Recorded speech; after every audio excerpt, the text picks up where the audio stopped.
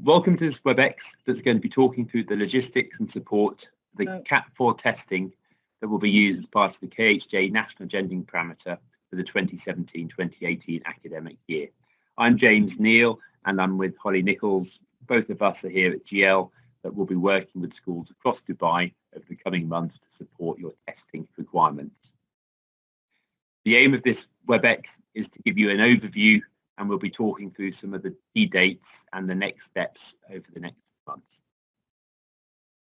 You will all be aware of GL and our portfolio of assessments, and the CAT4 assessment is just one of the assessments that you'll be aware of that is used to measure students' potential.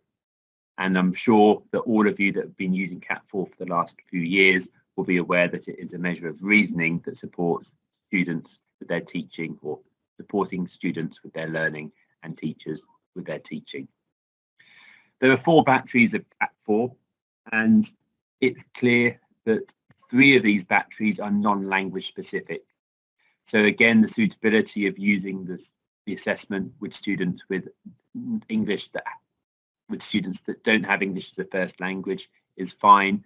There are guidance for students that have Arabic as their first language that schools can use. There's huge amounts of guidance on the assessment that we will provide you with links later. So please do ensure that you read through the guidance for the administration of the tests, and that document has information about how long the test takes and then information about how you can use the data afterwards. The data from CAT4 is really useful. As a teacher myself, you can use the data in a variety of different ways, supporting learners, classroom teachers, middle management, and senior management stakeholders. This isn't a workshop that's going to talk through how you would use the data, but please do sign up or attend our workshops that will be happening in October in Dubai, or visit the website links that Holly will give you later that will talk through and demonstrate some of the uses of the data from schools around the world. We have some excellent case studies and some videos that will give you some ideas and some insight for using the CAT4 data. 2 websites here that are web links that are worth looking at. Introduction to the Cognitive Abilities Test has the details of what the test is, the reports available, and some examples of how you use the data. And then the CAT4 teacher guide that I mentioned has all the logistics on how long the test takes, the different batteries, and the administration instructions. So please do use those web links and download the information. I'll now pass over to Holly, who will talk through some of the logistics for this coming academic year's testing window.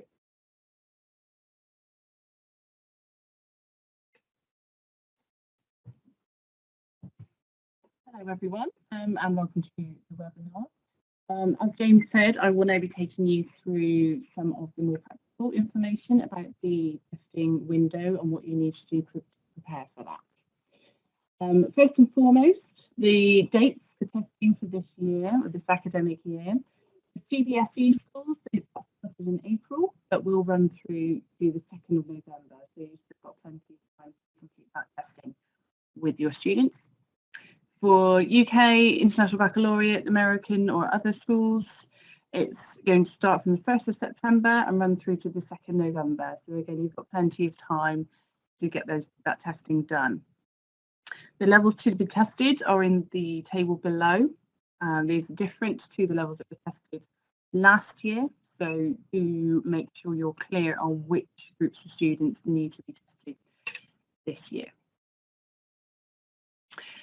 Some other considerations for this, and some common questions that we've been receiving about which cohorts of students need to be tested. If the students were tested last year, the guidance from KHDA is here. So if it was administered for all students last year, in all grades, then these cohorts do not need to be tested again in 2017-2018. For students with special educational needs, officially CAT4 can be a very useful tool in diagnosing the different levels of ability for these students. However, there may be some students that you feel would not be able to access CAT4. If this is the case, then do contact KHDA directly and gain their advice and feedback as to how best to handle that. Once you've considered all of that, the next step, if you haven't already, is to get your order into us to ensure that you have everything set up ready for the new academic year and the testing window that will open on the 1st of September. So if you haven't already ordered, send your orders through to us at the international team, and we can discuss your requirements if you have any questions, anything you're not sure about, and make sure that the correct number of licenses are available to you. We do advise you do this as soon as possible, mainly to avoid any delays in administration of your tests, but also there is the issue of the cost, which is due to increase in September. So what happens next? For schools that have not used CAT4 before, then you would first need to, once you've completed your order, then return to the data sharing agreement, which will be provided to you. Following that, you need to complete your CSV file so you can get your student record set up in our TestWise system. After that, we would recommend, very strongly recommend, that you check our minimum technical requirements to make sure that there is nothing that's going to stop testing running on your local network. If you have any queries about the setup of TestWise and the setup of your student accounts, do contact us again at the international team. Email address down there, and we will do our very best to help you. For existing customers, it's a slightly different kettle of fish, because we will be looking to maintain your student accounts and ensure that all tests are registered to the same account to make your reporting much easier. So firstly, we would like you to archive your non-joiners if you are using CAT4 for admissions, just to clean up your records, and it will make life much easier going forward. Update your teacher accounts to ensure, obviously, that staff who are not going to be with the school in September do not have no longer have access to your students' data, and that also the teachers joining in September will be able to access that data. Also, you should also be looking to prepare your CSV file ready for update, which I'll touch on a little bit after this. And also, because the TestWise system has been updated, if you haven't used it before, you will notice a difference from the last time. You should also check the minimum technical requirements to make sure, again, that there's nothing that's going to block you from using the tests in your local network. A bit of good housekeeping before I move on to the CSV file. If you are using CAT4 for admissions testing, here's some advice that's been passed on from various schools and various members of staff here that I wanted to share with you. So where students have tested but do not end up joining the school, we would recommend that you archive those student records as a matter of routine, as soon as it's confirmed that they're not going to be joining.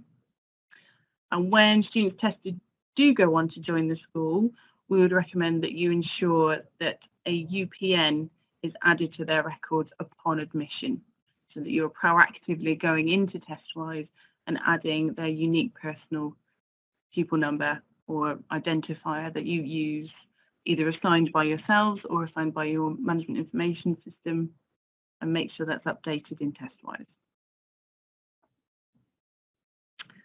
Now on to the CSV file. There are a few things you need to be aware of when completing this file. We are doing things slightly differently to ensure that our reporting to KHDA is as clear and concise as possible. So I'll take you through what that means now. For first name and last name, as a matter of good practice, if you ensure that there is a capital letter at the beginning of each of those names, just makes it look nicer more than anything. The unique identifier, again, this should be the number that you use in school to register your students upon admission. So this could be assigned by a set of codes that you use yourselves or one that your management information system assigns, something that should unify all your students under one set of codes. For the date of birth, this should be entered in the UK format of day, month and year. For gender, this should only be, in here it should only be female or male entered in those boxes. For group, we recommend that this should be the tutor group or the class name that that child is assigned to. It could also be the room if that's how you prefer to keep this recorded. And then for the year column, you can either enter the year number or the grade in here, depending on whether you are following UK years or American grades, but do ensure you insert year or grade before that number to be clear about what it pertains to. Here's the second half of the CSV file. You can see there at the top, I've asked you to leave 3 columns blank. Those columns are the external reference, free school meals, which is obviously quite UK specific, and then the final notes column. Do ensure that you leave those columns blank. For the column that currently says ethnic group, in here we would ask that you enter nationality. And by nationality, we mean either British, Emirati, Australian, American, Canadian, but not UK or England or US or UAE. It needs to be the standard nationality format. For SEN and English as a second language, just a simple yes or no in those columns. In the custom 1 column, this is your opportunity to enter information about your students that you would like to report on. So that's nothing to do with KHDA, that's information you would like to be able to see in your reports after the testing. In the custom 2 column, we would like you to enter in here whether they are either Emirati or other. There's only 2 options in there, so that should be relatively straightforward to complete. Once you've completed the CSV file, please save that to your desktop or somewhere easily accessible, and then you can go on to use that to upload or update your student records in TestWise. For new customers, creating the student records from scratch is far more straightforward.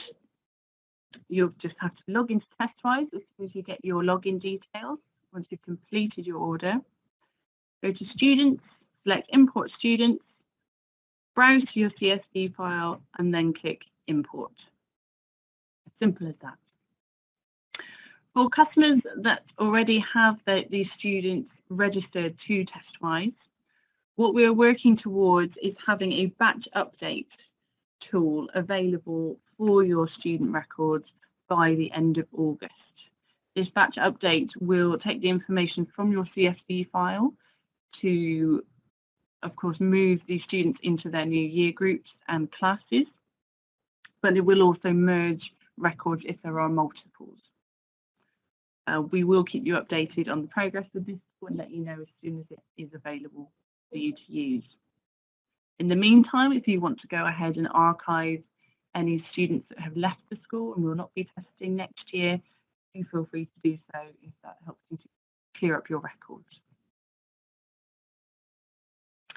If you need further support with this or anything else, our technical support team are available to help you with any issues to do with administering the test or using the TestWise system.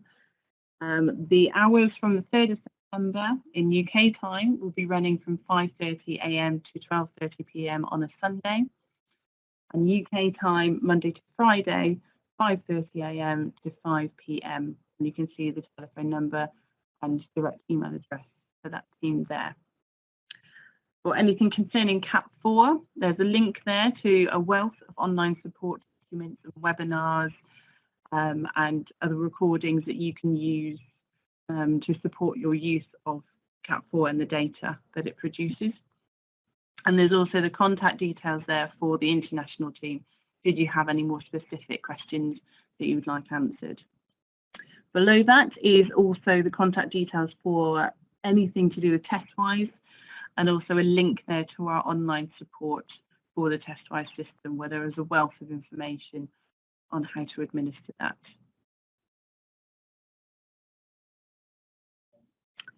Now on to some key dates that we want to make you aware of for this testing season. Tomorrow you should receive an email with all the slides from this webinar. So you'll have this to refer to help you get prepared for the new academic year. From the 1st of September, as I mentioned before, the CAT4 testing window will open. That's for UK, US, International Baccalaureate and other schools.